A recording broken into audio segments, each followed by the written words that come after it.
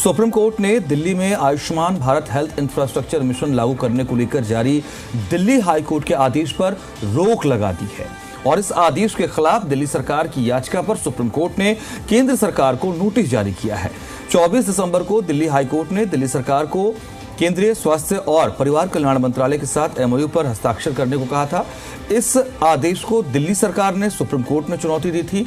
Ayushman Bharat health infrastructure mission दरअसल केंद्र सरकार की योजना है और इसका मकसद भविष्य की महामारी से निपटने के लिए पब्लिक हेल्थ इंफ्रास्ट्रक्चर को मजबूत करना है। दिल्ली सरकार ने इस स्कीम को अभी लागू नहीं किया है।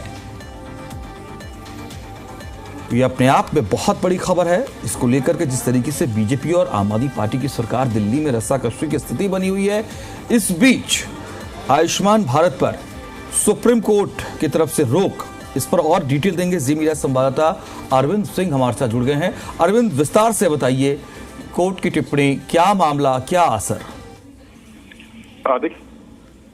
हुई इस मामले को लेकर के सुप्रीम कोर्ट में और दिल्ली सरकार की ओर से सुप्रीम कोर्ट को दिल्ली हाई कोर्ट के आदेश की जानकारी दी। उस आदेश में दिल्ली हाई कोर्ट ने ये कहा था कि दिल्ली सरकार केंद्र सरकार के साथ एमओयू सिग्नेचर करे 5 जनवरी तक इस स्कीम को लागू करने के बारे में।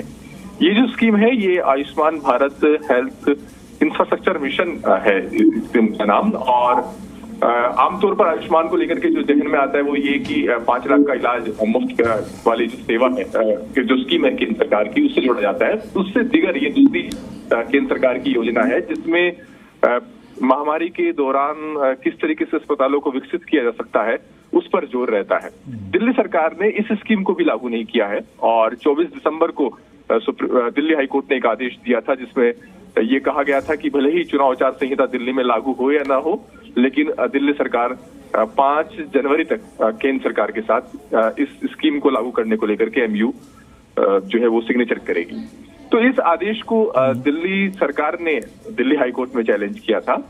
आज सुप्रीम कोर्ट से दिल्ली सरकार को इस मायने में राहत मिली है कि उनकी दलीलों से एक तरीके से प्रथम दृष्टया सहमति जताते हुए किया है और साथ ही दिल्ली हाईकोर्ट के आदेश पर उसके अमल पर भी रोक लगा दी है।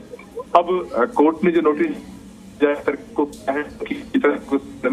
गया था एम्स को रेस्पॉन्ड बनाया था, उनको नोटिस जारी कोर्ट ने मांगा है। उनका जवाब आगे आने के बाद कोर्ट ये देखेगा कि इस मामले में जो दिल्ली हाईकोर्ट का आदेश है वो सही है या नहीं, उसकी वैधता पर आगे सुनवाई होगी। लेकिन फिलहाल सुप्रीम कोर्ट ने हाईकोर्ट के आदेश पर रोक लगा दी है और साथ ही नोटिस जारी कर जवाब मांगा है केंद्र सरकार। जी, अरविंद सिंह, बहुत शुक्रिया आपका इस डिटेल के लिए, इस अपडेट के लिए।